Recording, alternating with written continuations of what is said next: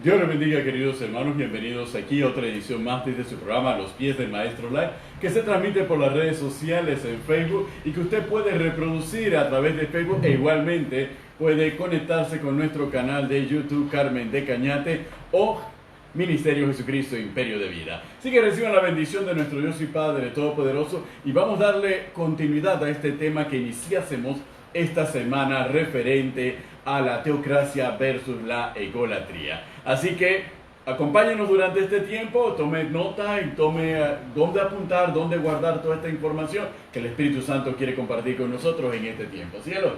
Que el Señor les bendiga, amados hermanos. Estamos nuevamente aquí A los Pies del Maestro Live, compartiendo este tema tan interesante, tan importante para este tiempo. Más cuando nos estamos preparando para todo lo que Dios tiene por delante para nosotros, como iglesia, como familia, como ministerio. Sabemos que Dios está haciendo cosas poderosas, maravillosas en medio nuestro, que está direccionando a su pueblo en cuanto a todo lo que tiene que ver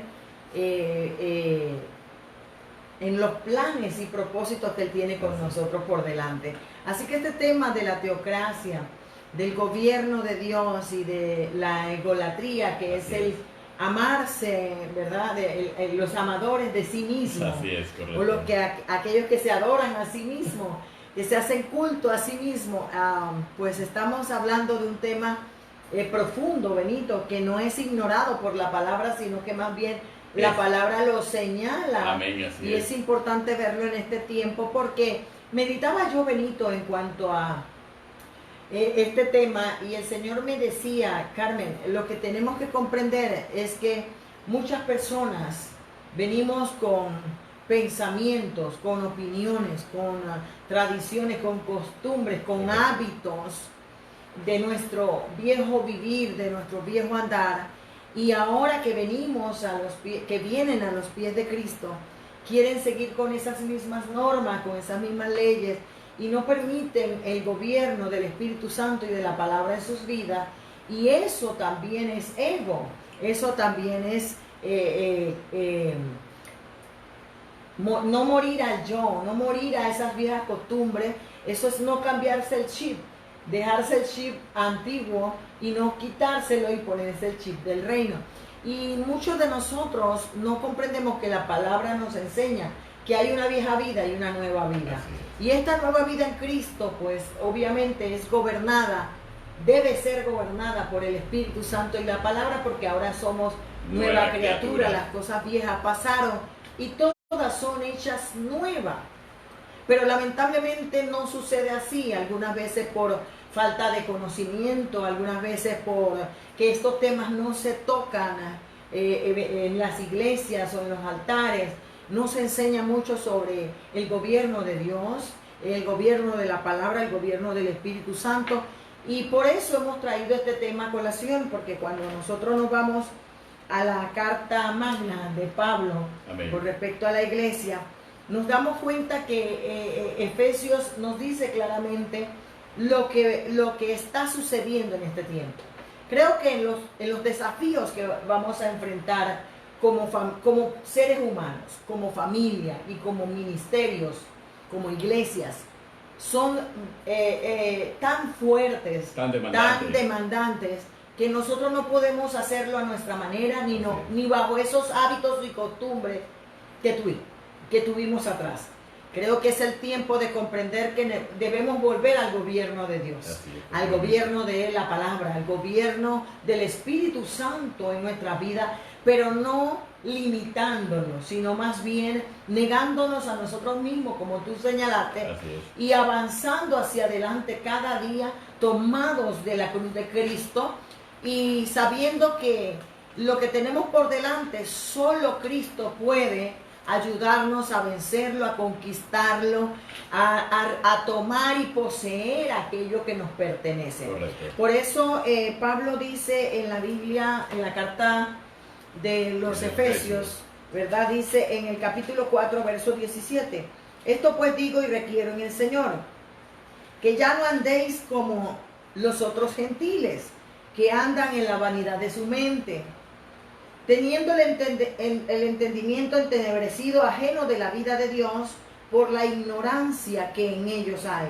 por la dureza de su corazón, los cuales después que perdieron toda sensibilidad, se entregaron a la lascivia para cometer con avidez toda clase de impureza. Mas vosotros no habéis aprendido así a Cristo, si en verdad le habéis oído y le habéis sido por él enseñado, conforme a la verdad que está en Jesús. Amén. En cuanto a la pasada manera de vivir, despojado del viejo hombre que está viciado conforme a los deseos engañosos, y renovaos en el espíritu de vuestra mente, y vestidos del nuevo hombre creado según Dios, en la justicia y santidad de la verdad.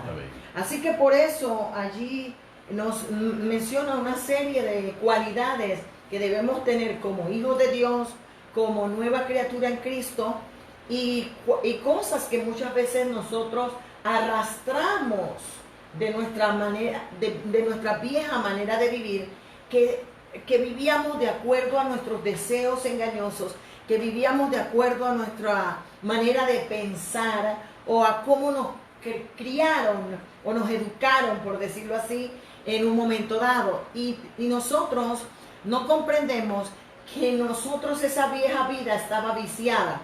La Biblia me dice que ya no puedo andar como andan otros o como andaban otros, que ya yo no puedo andar en la vanidad de mi mente. Y cuando habla de vanidad, es esas cosas irrisorias que nuestro ego mantiene firme para darle deleite a aquellas cosas que le placen o que son importantes a la vista del hombre, pero no son irrelevantes a la vista de Dios. Y es allí donde Dios le llama entenebrecimiento, ¿verdad?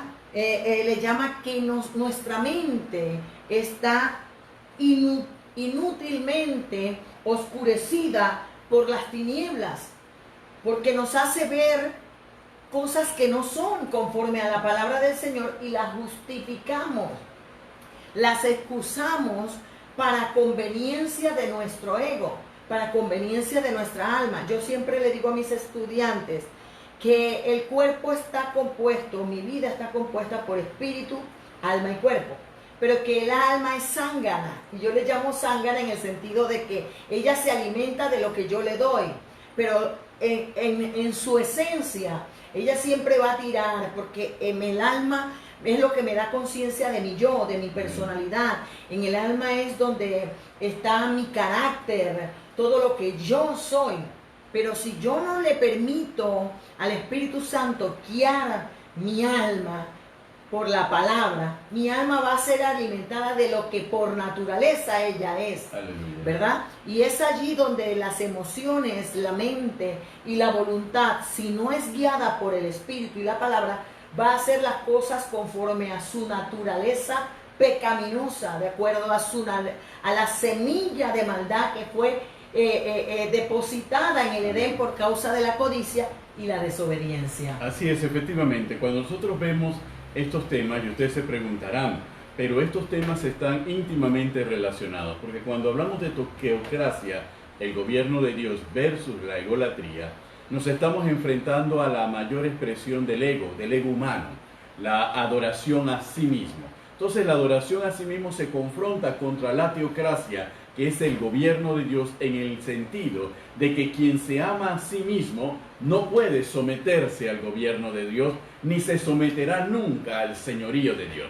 Y esto es un planteamiento muy particular, porque lo que ocurre en el desarrollo de la egolatría en nuestros corazones es un fenómeno que se ha desarrollado a lo largo de los años desde que nacemos.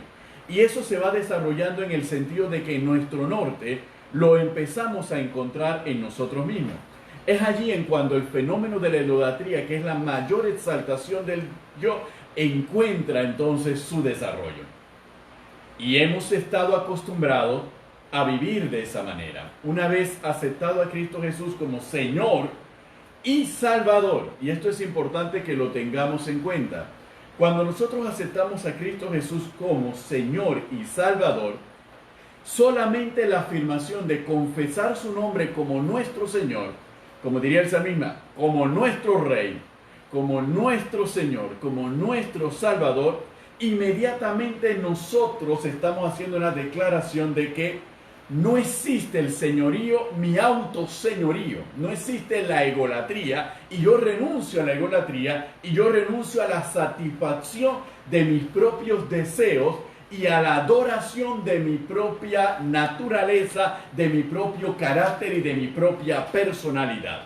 Entonces, ¿por qué? Porque estoy reconociendo que hay alguien superior a mí, y ese superior a mí es Cristo Jesús. Entonces, inmediatamente surge un fenómeno, que es una aceptación y una declaración de aceptación de un nuevo señorío sobre mi vida, sobre mi corazón, sobre mi alma, sobre todo mi ser, y es necesario que muera lo que antes yo era. Es decir, es necesario que el yo sea removido del centro de mi vida para que ese centro sea ocupado por Cristo Jesús. Y es interesante, Benito, porque muchos dirán ¿y de dónde sacaron los pastores esto? Pues yo quiero decirte que segunda de Timoteo Amén, así es. Nos advierte sobre esta situación. Y quiero que le preste atención a lo que Pablo le dijo a Timoteo, que iba a suceder dentro de la iglesia, que iba a suceder dentro del pueblo de Dios, porque no estamos hablando del que tiene una vida sin Cristo. Estamos hablando de lo que tú acabas de decir, de aquel que dice que Cristo es su Señor y no comprende que cuando le decimos a Cristo, a Jesucristo, Señor, es que Él debe gobernar en nuestra vida conforme a su palabra. Así es. Que ya no vivo yo, Cristo vive en mí. Entonces Pablo le dice a Timoteo y le advierte del carácter de los hombres en los postreros días, en este tiempo. Y Pablo lo primero que le dice a Timoteo, dice, también debes saber esto. Cuando Pablo le dice a Timoteo, también debes saber esto, le está puntualizando la relevancia de lo que le va a decir con respecto a lo que viene. Amén. A la vida de Timoteo y a la iglesia que Timoteo estaba pastoreando. Que en los postreros días vendrán tiempos peligrosos. Le dice, mira, te estoy advirtiendo que vendrán tiempos peligrosos. ¿Por qué? Me imagino que Timoteo se preguntaría y Pablo se lo responde antes que se lo pregunte y le dice, porque habrán hombres amadores de sí mismos.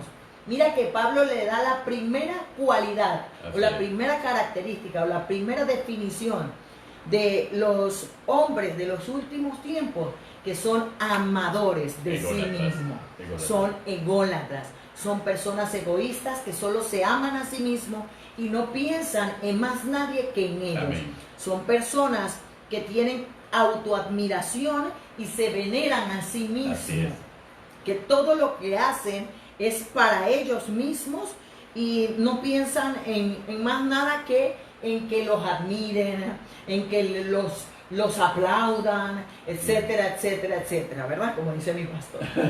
Entonces dice, amadores de sí mismos, avaros. ¿Qué es la avaricia? Amén. Muchos de nosotros, tal vez como no somos así, no le prestamos atención a esto, pero va a suceder, hermano, y está sucediendo dentro de las iglesias, dentro de la familia, hijos que son ególatras, esposos, esposas, familiares que solo piensan en sí mismos.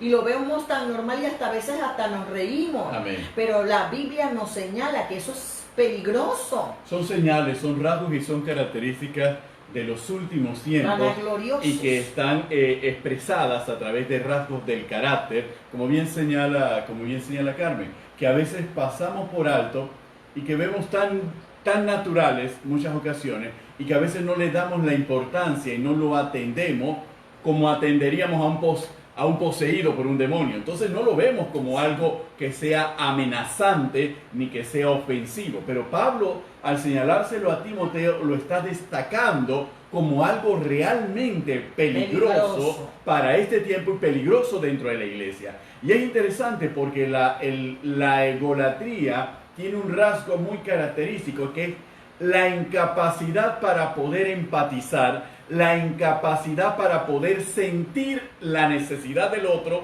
para poder sentir el dolor del otro, para poder percibir lo que aqueja al otro. ¿Por qué? porque la egolatría solamente tiene la capacidad de voltear la vista y atender las necesidades propias, no las necesidades ajenas.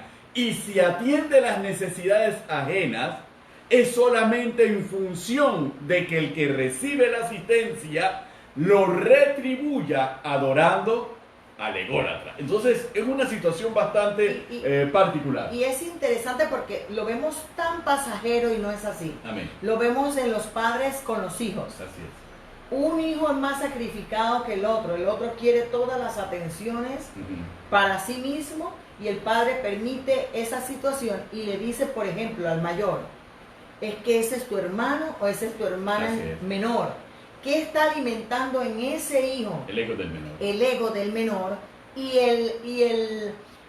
la baja autoestima de aquel que sirve al menor, por Amén. decirlo así. Porque uno se siente mal porque no me dan el valor que me corresponde, y el otro se siente tan soberbio y altivo que lo merece todo. Que lo merezco todo y lo quiero todo porque yo soy chiquitito y porque tú me tienes que servir porque yo soy el menor. Y se reproduce ese modelo familiar, se reproduce en el trabajo, se reproduce en la escuela, se reproduce en todos los ambientes. Siempre va a buscar ser atendido. Miren cómo Malaquías, al referirse a este mismo tema, Dios hablándole al pueblo de Israel, en Malaquías capítulo 1 le dice lo siguiente en el versículo 6. El hijo honra al padre y el siervo a su señor. Si pues soy yo padre, ¿dónde está mi honra? Dice Jehová. Y si soy señor, ¿dónde está mi temor? Entonces, Dios le pregunta al pueblo de Israel, si ellos lo confesaban como su señor, ¿por qué no le temían? Es decir, ¿por qué no obedecían su palabra?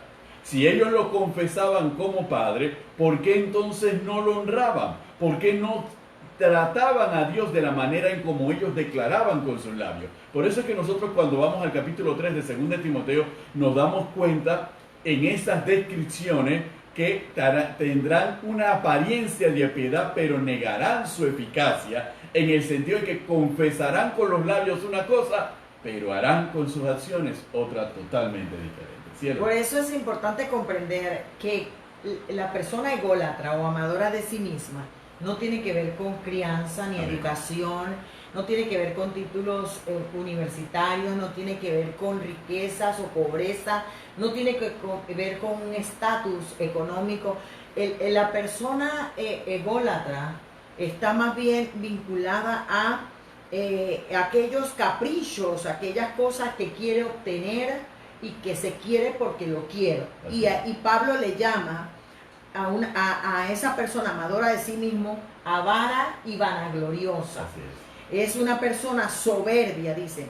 Mira, blasfemos, desobedientes a los padres. Tenemos que hablarlo, Benito. Aleluya. Porque esto lo vemos como que eso no existe. O si lo vemos, gran parte de los problemas se derivan de ello.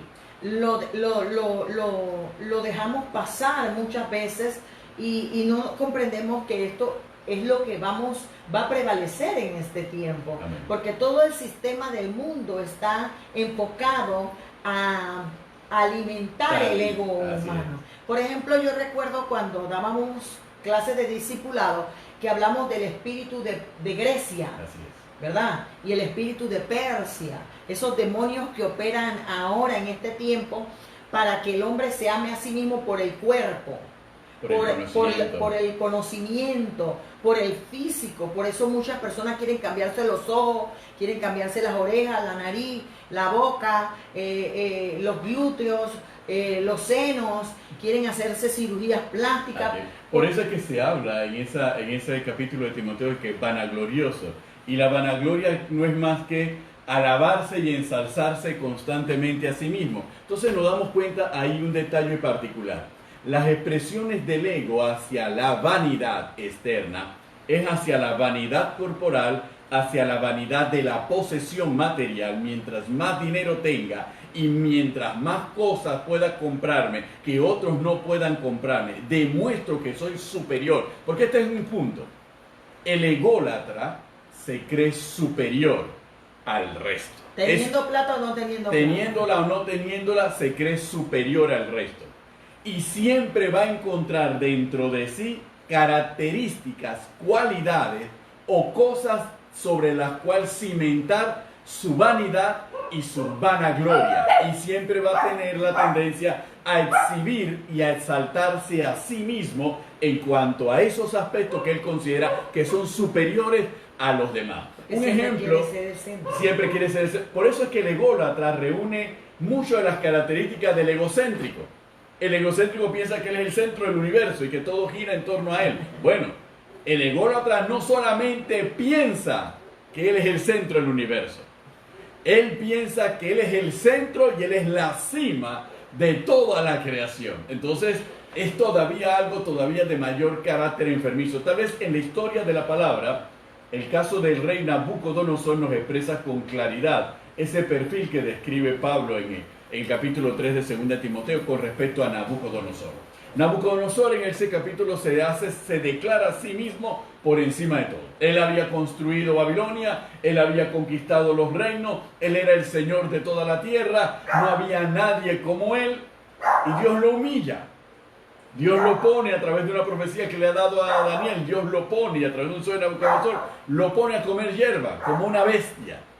Y no es hasta que Nabucodonosor levanta la mirada y confiesa que Jehová, el Dios Todopoderoso, es sobre todo, y declara que todo el poder se debe a Dios y que todo lo que ha hecho se debe a Dios, que Nabucodonosor recobra entonces su conciencia. Ahí nos damos cuenta de lo que es un hombre ególatra, pero también nos damos cuenta de que aún para el ególatra, Dios tiene un trato para mostrarle que no es el superior y que arriba de él hay otro más arriba. Cuando nosotros hablamos del reino de los cielos, cuando nosotros tratamos del reino de los cielos y decimos que nosotros formamos parte del reino de los cielos, nosotros estamos diciendo que nosotros nos estamos sometiendo a la soberanía de Dios. Porque el rey de ese reino de los cielos es Cristo mismo, Rey de reyes y Señor de señores. Entonces, si nosotros nos sometemos, la egolatría en nosotros tiene que desaparecer. Porque, hermano, hay un solo rey y es Cristo nuestro Señor. Nosotros dentro del reino de los cielos no podemos movernos con una pompa como si nosotros fuésemos los salvadores del mundo, porque no lo somos. Y eso es algo sobre lo cual está afectando mucho a la iglesia en este tiempo. En pequeña, en grande, en mediana, en todas las medidas y dimensiones que usted quiera verlo. Y por eso tratamos este tema, porque la egolatría se opone a la manifestación del reino de los cielos, porque se opone a la autoridad del reino, que es Dios Todopoderoso. Por eso estamos hablando de este tema, porque dice que son desobedientes a los padres, son ingratos, son impíos, sin afecto natural, implacables, calumniadores, intemperantes, crueles, aborrecedores de lo bueno, traidores, impetuosos, infatuos, amadores de los deleites más que de Dios. Amén. Tendrán apariencia de piedad, pero negarán la eficacia de ella. A Pablo le dice a Timoteo, a este tipo de ególatras, evítalos. Amén. Entonces, es importante comprender que Dios hizo de nosotros como iglesia una comunidad. Correcto, amén. Dios dice que nosotros somos la familia de la fe.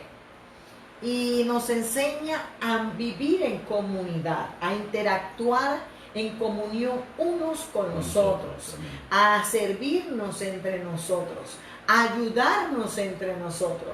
Eso es lo que enseña la teocracia, a orar los unos por los otros, a animarnos los unos por los otros. Pero frente a un ególatra es imposible que esto suceda. ¿Por qué? Porque un ególatra no sabe interactuar entre los hermanos, no sabe interactuar entre la familia, porque él quiere todo para él. Donde él no es el tema de conversación, no hay reunión. En donde él no sea o no se haga lo que esa persona quiere, va a crear conflictos. Amén. Porque para él todo su entorno es inútil. O sea, sí. Nadie lo hace mejor que él. Amén. Nadie resuelve los problemas mejor que él. Esa persona es imprescindible. Me necesitan. Sin mí la iglesia no funciona. Sin mí la familia no funciona. Entonces, si algo funciona sin él o sin ella, empiezan a crear conflictos porque es imposible. Porque eso sería una negación de su ego. Para que haya un choque. Exactamente. ¿Verdad? Y entonces, ¿por qué? Porque a la final lo que el ególatra quiere es que todo dependa de él. Es afirmar. Que todo se mueva de esa forma. Amén. Y dice que son amadores de los deleites más que de Dios. Aleluya. ¿Qué quiere decir eso, hermano? Que este tipo de personas no le interesa realmente Dios. No le interesa ser gobernado por Dios. No le interesa la teocracia, no le interesa la teología, no le interesa la doctrina, no le interesa estudiar la palabra. Cree que lo sabe todo, cree que nadie puede enseñarle nada, cree que, y menos si tú tienes un estatus económico menor que él o una educación menor que la persona. Es una cosa impresionante lo que impacta la egolatría. Entonces nosotros tenemos que mirar esto dentro de la iglesia con lupas grandes, porque dice que este tipo de situaciones son peligrosas. Hay gente que entra a las iglesias y si el pastor no tiene los estudios, si el pastor no tiene el nivel según su criterio, según ellos, desprecian al pastor, desprecian a sus líderes, desprecian a las personas, los miran con el rabo del ojo y se empiezan a hacer sectarismo o divisiones, y eso es un dolor de cabeza al cuerpo de Cristo, porque nosotros, Dios nos creó para vivir en comunidad. El verdadero gobierno de Dios es la comunión los unos con los otros, el impartimento de pan, que quiere decir comunión. Ayudarnos, aleluya, servirnos, compartir los unos con los otros. Cuando usted va al sermón del monte, aleluya, el gran sermón del monte que nos dio nuestro Señor Jesucristo, nos enseña claramente el estilo de vida de la teocracia de Dios. Amén. Dice que somos sal de la tierra y luz del mundo. Bienaventurados los que lloran, bienaventurados los pobres en espíritu, o sea, aquellas personas de corazón humilde, sencillo, sin importar el estatus económico, la educación o quienes seamos, porque comprendemos que frente al señorío del Señor no merecemos nada. Amén. Que todo es por la gracia del Señor. Aleluya. Entonces por eso es importante comprender esto de lo que nos viene hablando el Señor, porque la Biblia nos habla claramente sobre el egoísmo, sobre la vanidad, nos habla y nos advierte la importancia de la humildad. Mira lo que dice Filipenses capítulo 2, verso 3. No hagan nada por egoísmo o por vanidad. Más bien con humildad, consideren a los demás como superiores a ustedes mismos. Aleluya, ¿ves qué hermoso principio? Un principio teocrático. Sí, totalmente teocrático. Teocrático que nos enseña a vivir como a Dios le agrada. Que nos enseña a vivir, ¿verdad? Sin envidia, sin rivalidades. Nos enseña a vivir sin confusión, ni con acciones malvadas. Porque eso es un ególatra. Un ególatra llega y quiero ese puesto.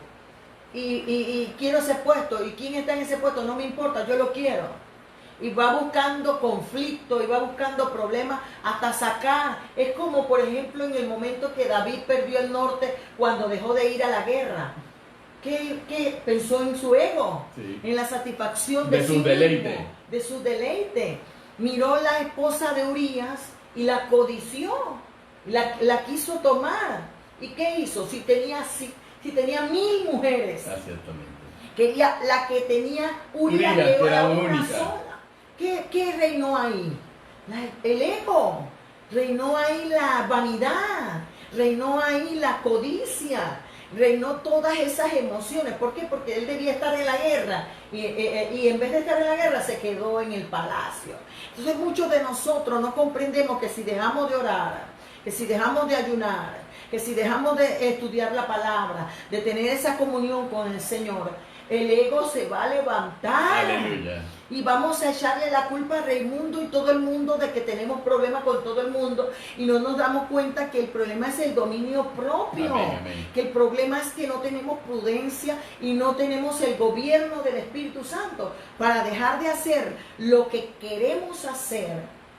Si usted ve cuando Satanás tienta a Jesús en el desierto, Así es. todo fue dirigido al ego. A golpearle. A golpearle el ego. Si eres el hijo de Dios. Un reto, un desafío. Un desafío, o sea, Un menosprecio. Ujú. Demuéstramelo. Deja que salga tu ego. Ajá, ajá. Deja que tu ego se levante.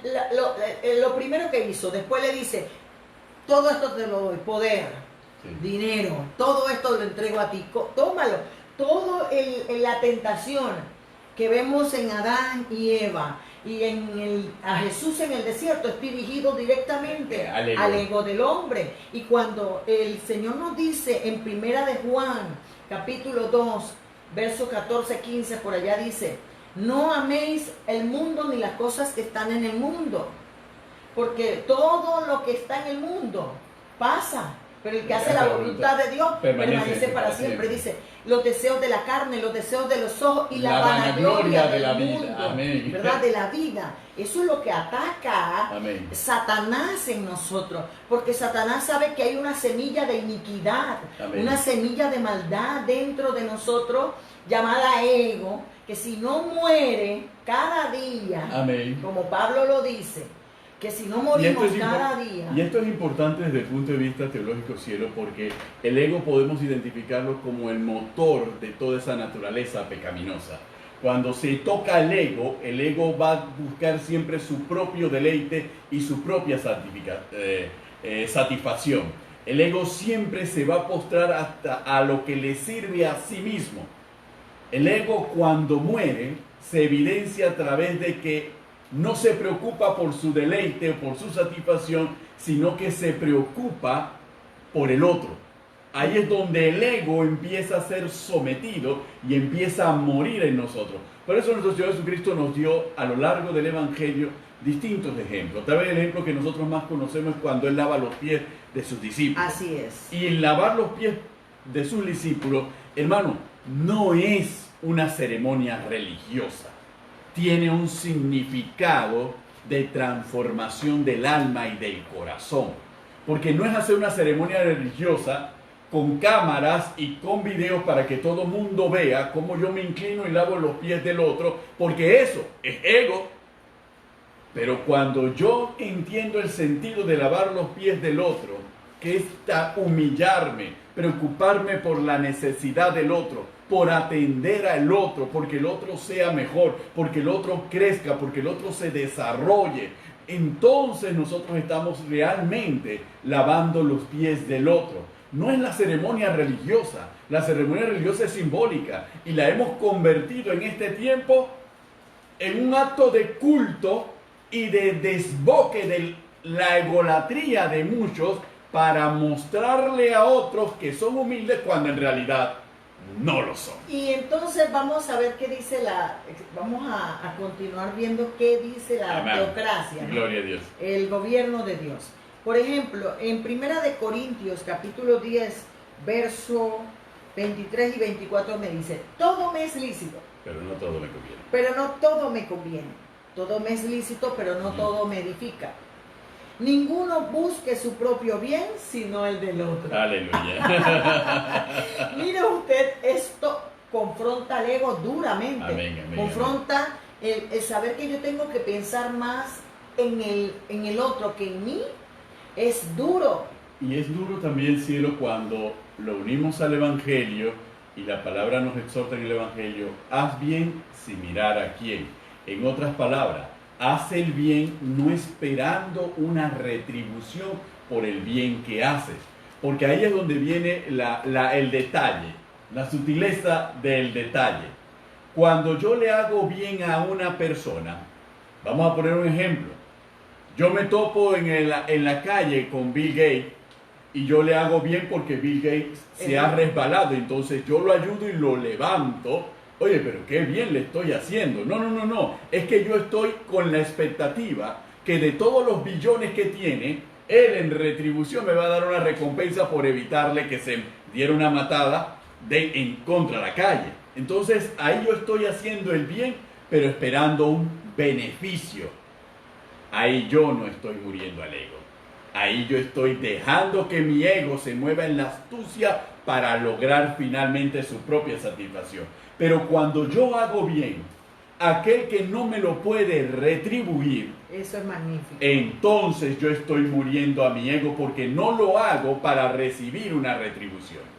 Entonces nosotros tenemos que estar claros en cuándo se ve y cuándo no se manifiesta. ¿Por qué? Porque la palabra nos advierte, en este tiempo se tendrá apariencia de piedad, pero se negará la eficacia de la misma. Y la apariencia es simplemente aparentar algo que en realidad no es.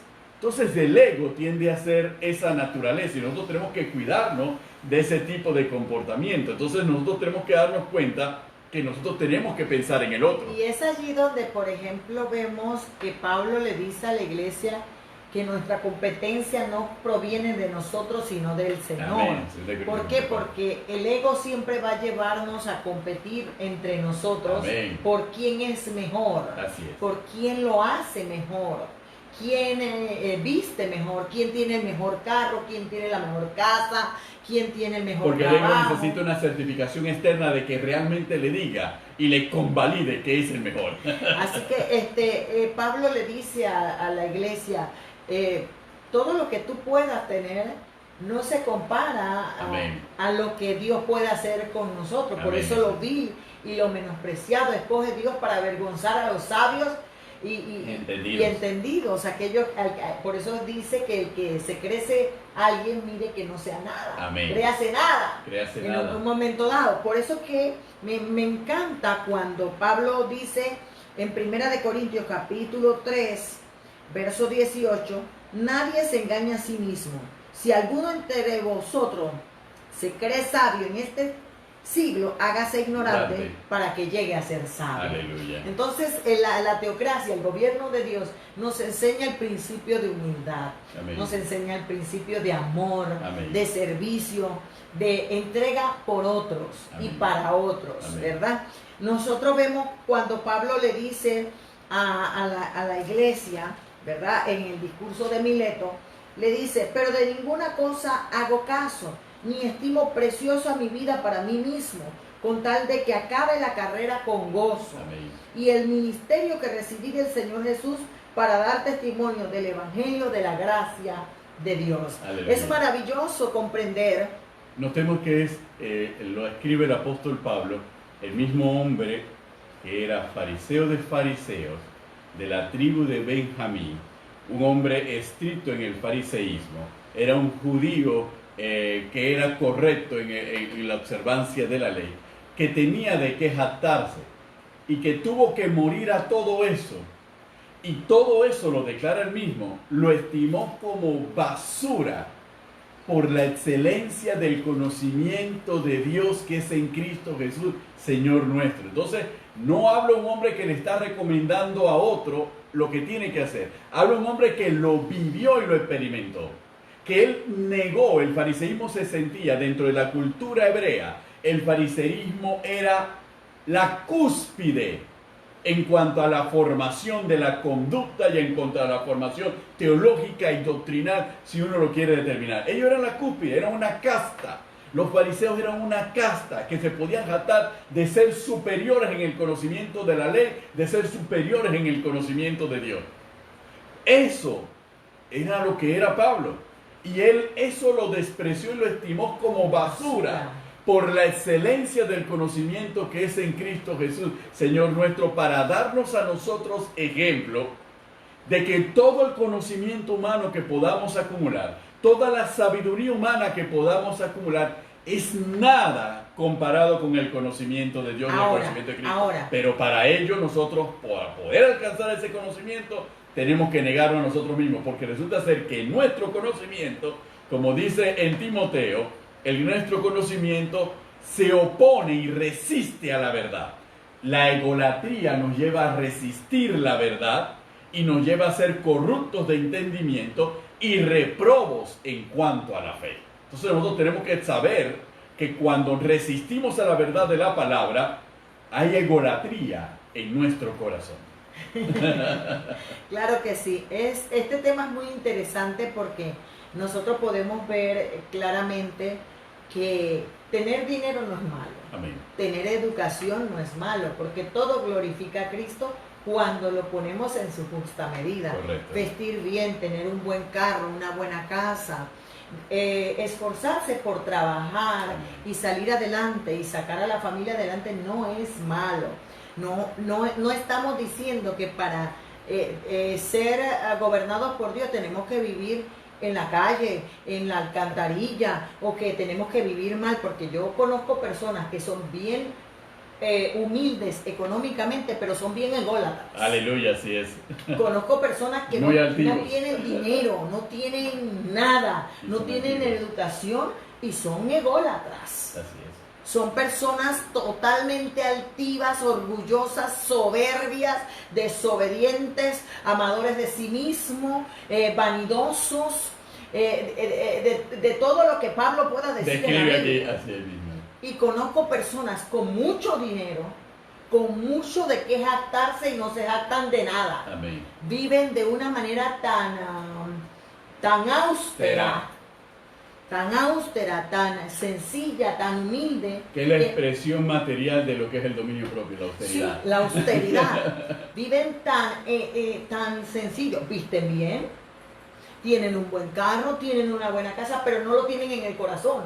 Aleluya. Lo tienen porque lo tienen. Amén. Pero no son vanagloriosos en ese sentido. Por eso es que vemos claramente que si no descuidamos este tipo de enseñanza, descuidamos este tipo de doctrina, de enseñar lo que la palabra nos dice, nos damos cuenta que vamos a tener conflictos en las iglesias, gente peleona, gente contenciosa, gente problemática, conflictiva, porque es amadora de sí misma, porque es ególatra y porque no comprende que hay un gobierno conforme a la palabra y el espíritu y que no se puede hacer como ellos quieren, ni aún nosotros mismos podemos hacer lo que querramos. Porque yo le digo a las personas, si por mí fuera, yo no vestiría como visto, porque yo tengo otros gustos para vestir en mi carne.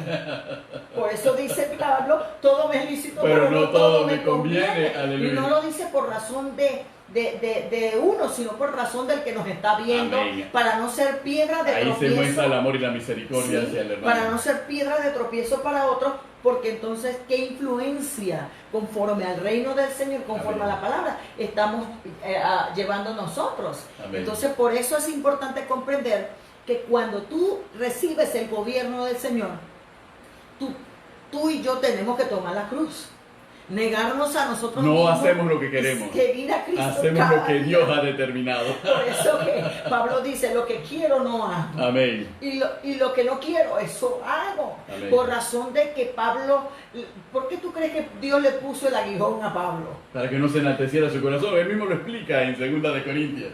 Aleluya. Él mismo explica, el aguijón tenía el propósito de evitar que el corazón de Pablo se le soplara por la magnitud y la dimensión de las visiones que había recibido. Llegar a subir hasta el tercer cielo, da cuando se baja del tercer cielo, razones de sobra para querer jactarse. Nadie, ven acá, ninguno de ustedes subió al tercer cielo, solamente yo, pude haber dicho Pablo. Pero Dios le puso el aguijón para recordarle, tranquilo Pablo, esto no va a permitir que tu corazón te enaltezca, por tu bien. Por eso Pablo dice, si hay de algo de que jactarnos, yo más. Amén. Fariseo de fariseos, doctor de la ley, de ciudadanía entre romana. Mis hermanos más estrictos en el cumplimiento. O sea, pero todo lo estimo por basura. Aleluya. Con tal de ser asido por aquel que me asila. Amén. Entonces, nosotros tenemos que comprender que no podemos ser sabios en nuestra propia opinión. No podemos creer que nos la sabemos toda. Amén. No podemos confiar en nuestras habilidades y capacidades propiamente humanas. Amén. Porque lo que yo aprendo en la universidad no propiamente me va a servir en el reino del Señor, No. porque hay un manual que rige el reino del Y es Señor, este el que aplica. y es la Biblia. Aleluya. Pero también vemos personas, ¿verdad? Líderes o pastores o ministros que nos creemos que porque no sabemos la Biblia, marcamos y nos volvemos dictadores. Aleluya. Pero no nos damos cuenta que es egolatría, Así mismo es. ¿verdad? Porque la intención no es ayudar al pueblo, sino someter al pueblo. Porque desconocemos algo, un aspecto que Carmen nos hablaba en muchos programas anteriores, con respecto a la interpretación correcta de lo que es el término ley en la palabra, que es una doctrina, es una enseñanza, una guía, una orientación para. Y nosotros al comprender esto de esta manera nos damos cuenta que nosotros predicamos y enseñamos no nuestra palabra, sino la palabra de Dios. No somos nosotros los que obramos la transformación ni el cambio del corazón de nadie. Es la palabra y el Espíritu los que obran la transformación de alguien. Y si es la palabra y el Espíritu, todo tiene que hacerse con mansedumbre y todo tiene que comunicarse con mansedumbre. No con dictadura ni con imposición, porque entonces eso es el sistema del mundo. Cristo se lo dijo. En el mundo, ¿quiénes reciben gloria y servicio? Los reyes. Todo mundo se somete a los reyes. Ah, pero entre ustedes no será así. El que se cree el mayor servirá entonces al menor, mostrando las leyes del reino y cómo se mueve el reino. Y es algo que nosotros tenemos que comprender. Y es más, cuando el apóstol Juan escribe Primera de Juan y nos habla del espíritu del anticristo, y nosotros los cristianos evangélicos o no evangélicos, cada vez que nos hablan del anticristo, nosotros inmediatamente decimos, viene la cosa, el 666. Hermanos, el espíritu del anticristo está definido en el capítulo 3 de Segunda de Timoteo. Todo aquel que albergue en su corazón los rasgos y esta característica forma parte del sistema del anticristo. Es un anticristo. ¿Por qué es un anticristo? Porque Cristo no es de acuerdo a esta descripción. Y si Cristo no es de acuerdo a esta descripción y yo tengo esas características, yo soy contrario a Cristo. Yo formo parte del sistema del anticristo. Así que no se asuste buscando el anticristo por allá. Primero veamos al anticristo dentro de nosotros y permitamos que el Espíritu Santo nos sane y nos libere de todo ese anticristianismo. La verdad que este es un tema bien interesante porque nosotros tenemos que morir al yo. Amén. Cada día. Tenemos que negarnos a nosotros mismos.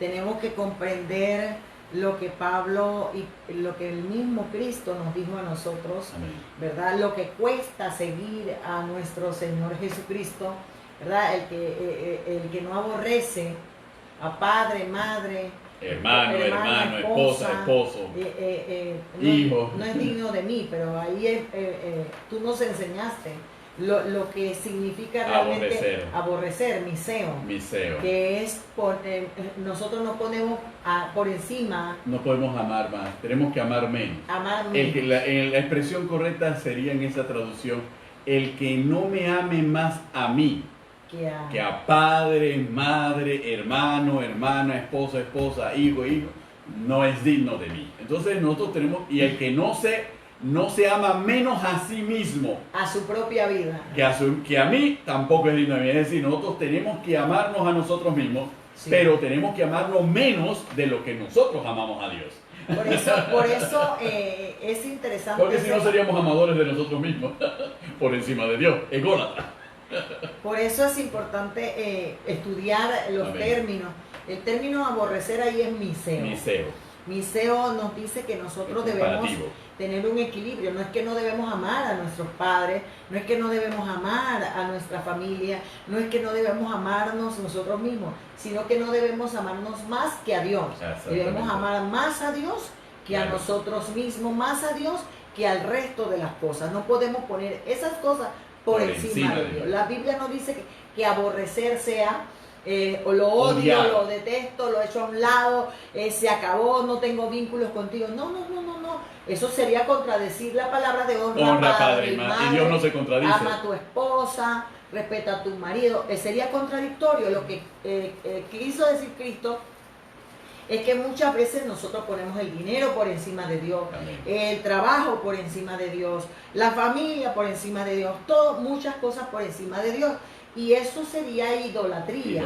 No solamente egolatría, sería idolatría, ¿verdad? Y eso Dios lo aborrece. Correcto. Y no podemos amar a Dios en su justa dimensión. Correcto. Y como a Él le agrada. De manera saludable. Por eso es como Él preceptúa en su palabra. Por eso es importante comprender todo lo que es la teocracia.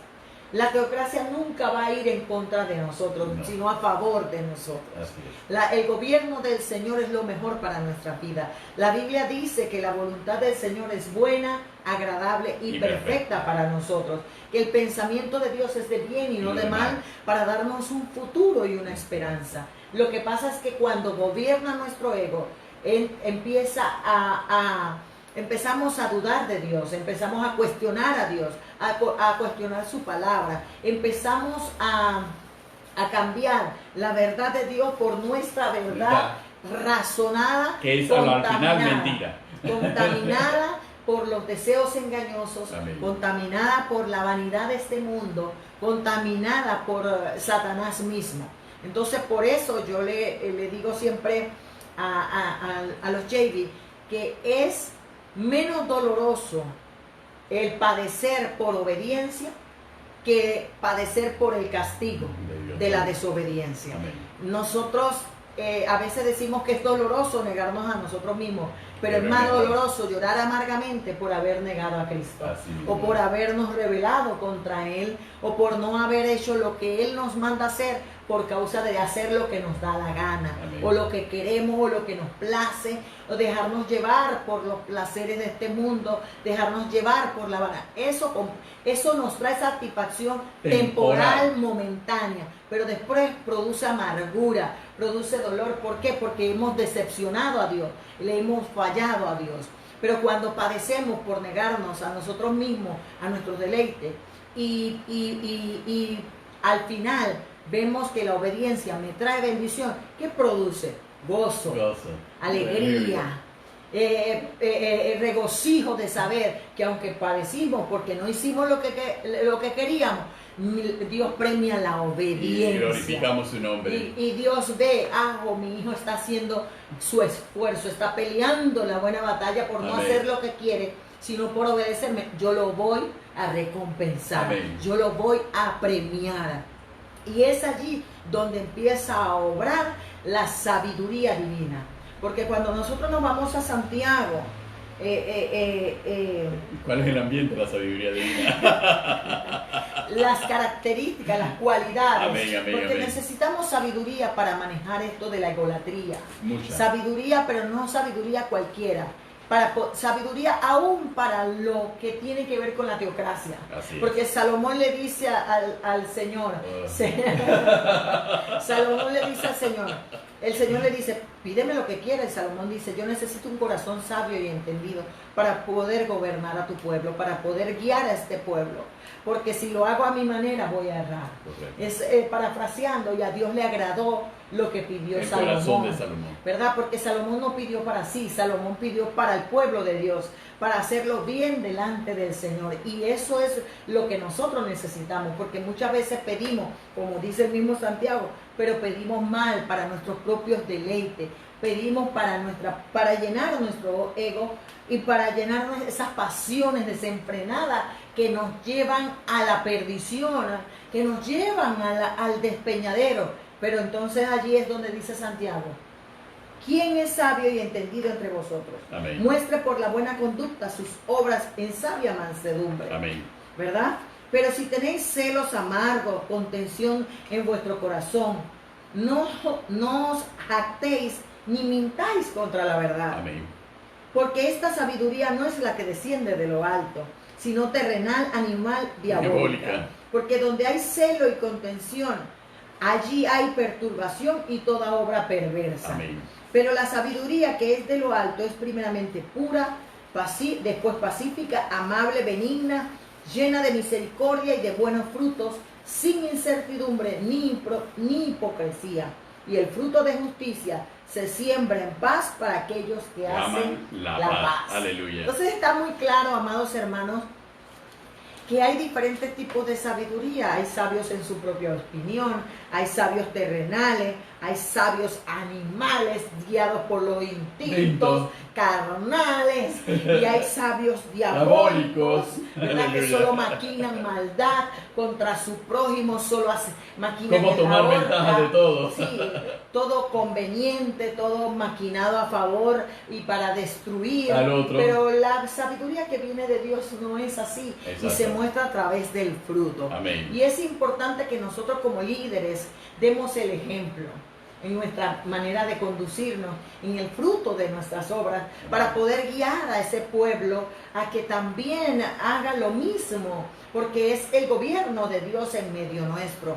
Entonces, por eso nosotros hemos llevado este programa adelante, Benito, comprendiendo que mañana, tal vez, primero Dios, si Cristo no ha llegado, podemos hablar un poco más de las características de estas sabidurías, claro que ¿verdad? Sí. Para poder entonces comprender cómo debo actuar y cómo debo caminar frente a esta circunstancia de las emociones.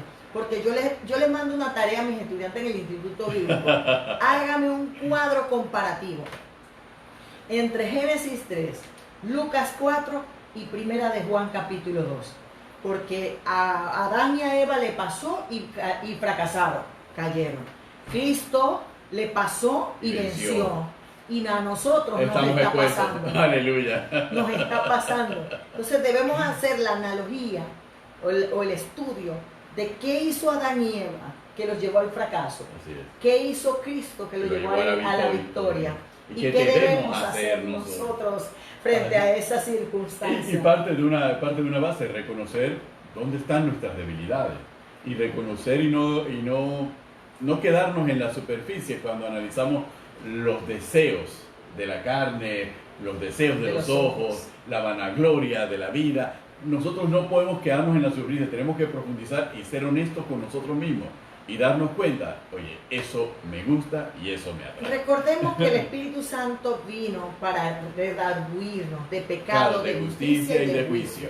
También vino para exhortarnos, edificarnos y consolarnos. Y para guiarnos, ¿verdad? a toda verdad. El diablo vino para matar, hurtar y destruir.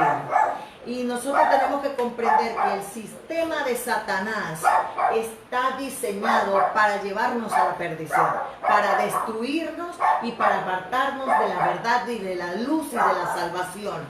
El sistema de este mundo está diseñado para engañarnos, Amén. para mentirnos, para falsearnos, para dar dos palmaditas en la espalda, para hacernos sentir cómodos y sin cargos de conciencia, para llenar nuestro ego, para que nos lleve a la perdición. Amén. Pero el sistema de Dios está para confrontarnos como espejo de nuestra alma, para quitar todo aquello que me lleva a la perdición y llevarme a la salvación. Amén. El ego no le va a gustar la confrontación. Y Satanás va a alimentar el ego para criticar, como lo hizo con Adán y Eva, lo que Dios está tratando de corregir y disciplinar. Amén. Pero aquel que es entendido en los tiempos, aquel que es sabio, comprenderá que todo lo que Dios está haciendo es por nuestro bien. Amén. Que todo lo que Dios está permitiendo en nuestra vida, aunque duela, aunque confronte, aunque no nos guste y nos caiga mal, nos va a ayudar para nuestro bien. Amén. Para cumplir el propósito para el cual nosotros hemos sido enviados. Entonces cuando me duela, no pain, no gain. Si no duele, no hay ganancia. Si no duele, no hay ganancia, ¿verdad? Exactamente. Si no duele, no gano el juego. Aleluya. Si eso sucede en el ejercicio físico para lograr lo que quiero, entonces, si no pain, no gain. Si no me duele, me va a doler. Cristo dijo que es una cruz. Aleluya. Y la cruz duele. Al ego le duele, le martilla. Son clavos. Pero es bueno, ¿para qué? Para salvación. Morir es un proceso de dolor. Y morir al ego es un proceso doloroso. Y Pablo dice que debemos morir al yo, sepultarlo juntamente con Cristo para resucitar juntamente con Él a una nueva vida. Amén, así es. que, amados hermanos, Aleluya. este es un tema interesante, largo. Amén. Quisiéramos hablar mucho más. Hemos tratado de combinar un poquito lo que es la egolatría y la teocracia, ¿verdad? Cómo se ve el mundo, pero cómo lo ve Dios y qué dice Dios frente a los desafíos de este mundo. Ahora bien, muchos de nosotros podemos decir, Benito, pero es que eso es una injusticia, eso es una maldad. No ves lo que me están haciendo. Yo puedo responder a ello. Claro, eso es lo que dice el mundo. Ojo por ojo y diente por diente. ¿Verdad? El mundo dice, págale con la misma moneda. Pero yo os digo, dice Cristo, que no es así. Amarás a tu enemigo. Bendecirás al que te maldice y orarás por el que te ultraja. Pablo dice de otra manera, no seas vencido de lo malo, vence con el bien el mal. Entonces aquí vemos la diferencia entre la teocracia y la egolatría. Así que, amados hermanos, gracias por estar con nosotros en este programa. Amén. Le damos gracias al Señor por este tiempo maravilloso que nos ha regalado. Se despide de ustedes su pastor y amigo Benito Cañate. Y su pastora y amiga Carmen de Cañate. Aquí es a los pies del Maestro Lai. Aleluya. Dios les bendiga, queridos hermanos. Acompáñenos mañana a esta misma hora para darle conclusión, seguir explicando lo que el Espíritu quiera con respecto a este interesantísimo tema que de seguro es para nuestra edificación, es para nuestra transformación y para que nosotros nos sintamos a gusto viviendo en el camino del Señor bajo el señorío y la soberanía de Dios. Dios les bendiga y los esperamos mañana.